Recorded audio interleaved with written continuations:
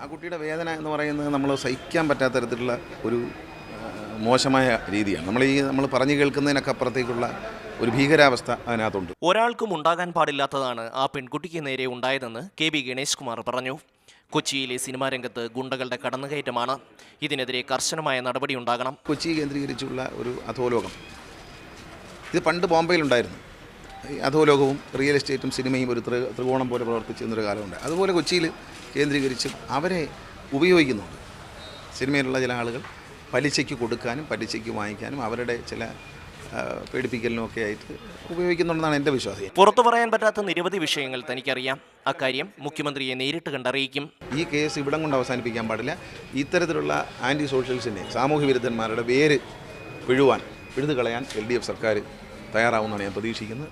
കൊച്ചിയിൽ വലിയൊരു combing operation നടത്തണം. വ്യാപകമായ മയക്കുമരുന്നിൻ്റെ കച്ചവടം, വ്യാപകമായ ഇത്തരം ഗുണ്ടായിസം, ഇത് ഒരു ശക്തമായ നിലപാട് ഗവൺമെൻറ് എടുക്കുമെന്നാണ് ഞാൻ പ്രതീക്ഷിക്കുന്നത്. ബഹുമാനപ്പെട്ട മുഖ്യമന്ത്രിയെ ഞാൻ കണ്ട് നേരിട്ട് അദ്ദേഹത്തോട് ഈ കാര്യങ്ങൾ ബോധ്യപ്പെടുത്തും. താൻ പറയുന്ന കാര്യങ്ങളിൽ സംവിധായകൻ കമലിന് അഭിപ്രായ വ്യത്യാസമുണ്ടെങ്കിൽ തനിക്കൊന്ന് ഫോൺ ചെയ്താൽ മതി, വിവരങ്ങൾ നൽകാമെന്നും ഗണേഷ് കുമാർ പറഞ്ഞു.